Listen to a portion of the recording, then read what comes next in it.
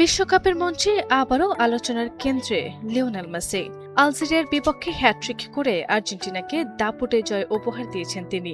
একই সঙ্গে স্পর্শ করেছেন বিশ্বকাপ ইতিহাসের সর্বোচ্চ গোলদাতার রেকর্ডও। তবে ম্যাচ শেষে আলোচনার একটি বড় অংশ জুড়ে ছিল অন্য একটি বিষয়, প্রথম গোলের পর মেসির চোখের দেখা অশ্রু নিয়ে। ম্যাচের ১৭ মিনিটে গোল করে আর্জেন্টিনাকে এগিয়ে দেন অধিনায়ক। গোল উদযাপনের সময় তাকে আবেগ আপ্লুত হতে দেখা যায়। মুহূর্তটি দ্রুতই ছড়িয়ে পড়ে সামাজিক যোগাযোগ মাধ্যমে। অনেকেই ধারণা করেছিলেন হয়তো নতুন কোনো রেকর্ড কিংবা বিশ্বকাপের আবেগেই তাকে কাঁদিয়েছিল।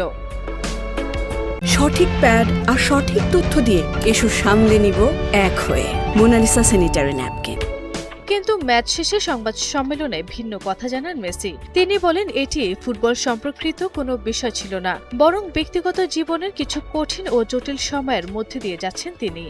যদিও সেই বিষয় নিয়ে বিস্তারিত কিছু বলতে চাননি আর্জেন্টাইন এই মহাতারকা। তবে কঠিন সময়ে পাশে থাকার জন্য সতীর্থ, কোচিং স্টাফ এবং পুরো আর্জেন্টিনা দলের প্রতি কৃতজ্ঞতা প্রকাশ করেন তিনি। মাঠে অবশ্য তার পারফরম্যান্সে ব্যক্তিগত সংকটের কোনো ছাপ দেখা যায়নি।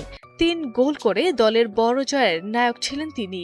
ম্যাচ শেষে আলজেরিয়ার প্রশংসা করেছেন মেসি। তিনি বলেন প্রতিপক্ষের দ্রুতগতির খেলোয়াড়রা ম্যাচটিকে কঠিন করে তুলতে পারত, তবে শুরুতে গোল পাওয়ায় ম্যাচের নিয়ন্ত্রণ নিজেদের হাতে রাখতে সক্ষম হয়েছে আর্জেন্টিনা।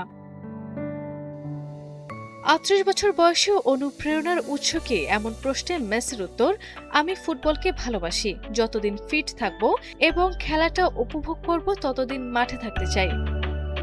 সঠিক প্যাড আর সঠিক তথ্য দিয়ে এসব সামলে নিব এক হয়ে মোনালিসা স্যানিটারি ন্যাপকিন। কঠিন সময় চোখের জল আর রেকর্ডময় হ্যাট্রিক, সব মিলিয়ে বিশ্বকাপের শুরুতেই আরেকবার নিজের মানবিক ও কিংবদন্তি সত্তার পরিচয় দিলেন লিওনেল মেসি।